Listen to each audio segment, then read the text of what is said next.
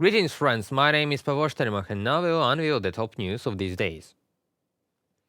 Volodymyr Zelensky took part in the Three Seas summit in Vilnius, and the main message of the Ukrainian president is to strengthen Ukrainian air defense. After all, in order to be able to guarantee that Russian missiles will not fly over Vilnius, Warsaw, or Chisinau, they must finally stop flying over Odesa and Kharkiv. Missiles fly every day, and every day we hear that new air defense systems will be delivered to Ukraine. Every day Russian terrorists cut off the electricity in Kharkiv and other cities, and every day we hear that new help is coming soon. Finally, reality must match the words, and real losses must finally be inflicted on Russian terror. In the way Ukrainians expect decisions to support our defense, Putin sees not only an opportunity to himself to continue the war in the future, he sees more. For him, it is a temptation to expand aggression and prepare for geographical wider strikes. Our states, Russia's neighbors, and every people whose lives are within the reach of Russian aircraft and missiles are in danger. Everyone sees how Russian propagandists fuel hatred of neighboring states. Russian-guided hatred predates Russian-guided aero bombs and missiles and jihadists. Each of their neighbors is a target as Ukraine is. Therefore, we must increase our joint efforts to ensure our common security. First, each of Russia's neighbors must do everything possible, both on their borders and in communication with their partners, to block the supply of critical components that can be used in military production to Putin. From chips to machines to raw materials to technologies, cooperation with Russia should become toxic for everyone. After all, it is precisely this cooperation that leads to the fact that Ukrainian energy system is exposed to blows as it was last night. You yourself have seen and felt everything. It can be evaluated in different ways. You and I can assess this only via the presence of light in homes and on production sites. What can we do now? Save consumption during peak hours. And if many of us do it, it will work. That's why from 19 to 25 daily. Please save electricity daily. The whole year 2024. Let it become a habit. Serhiy Kovalenko, Chief Executive Officer of Yasno Energy Company. 12 energy facilities in Ukraine became targets of Russian air attacks in just 3 days of April, from 8th to 11th. According to Volodymyr Zelensky, the latest blow to Ukrainian energy was a combined one. The Russians, who are more correctly called terrorists, used missiles and attack drones. The attacks were carried out in our cities from Kharkiv and Kyiv to Odessa and Lviv. And one of the targets of the Russian missiles was near the Polish border itself. Our rescuers, energy workers and repair crews continue to work to eliminate the consequences of this impact. Unfortunately, this has already become a routine for our region, both such strikes and our appeals about the need to strengthen our air defense. We have to work on strategic tasks. Putin wants to destroy Ukraine and the freedom of all nations in our region, and he sees no alternatives. Likewise, we should not look for alternatives to our security. Ukraine needs an invitation to NATO. It is real already this year.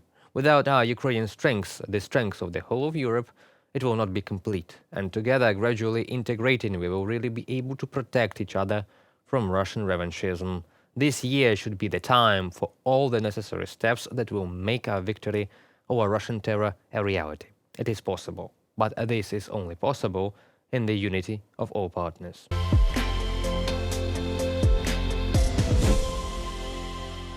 By the way, Vladimir Putin, during a meeting with another dictator, Lukashenko, said that Russia was forced to respond to the Ukrainian series of attacks on the energy sector, as if Russia didn't carry out such strikes in winter for humanitarian reasons, so as not to leave hospitals and schools without electricity.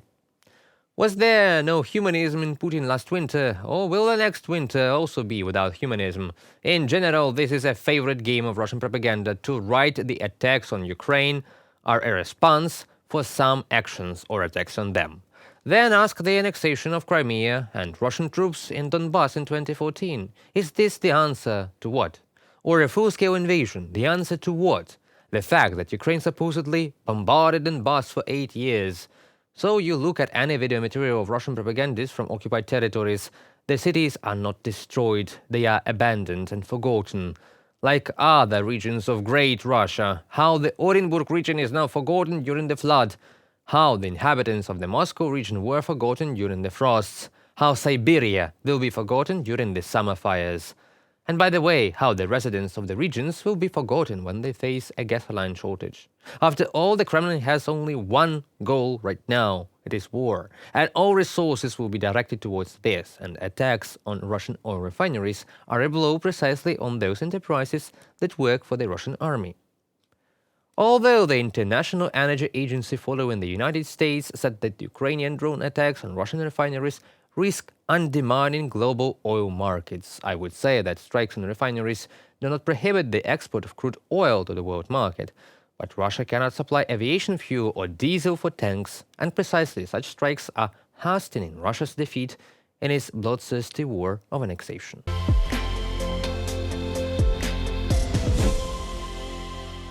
Turkey allegedly offered Russia and Ukraine its draft peace treaty, which provides for the freezing of the war.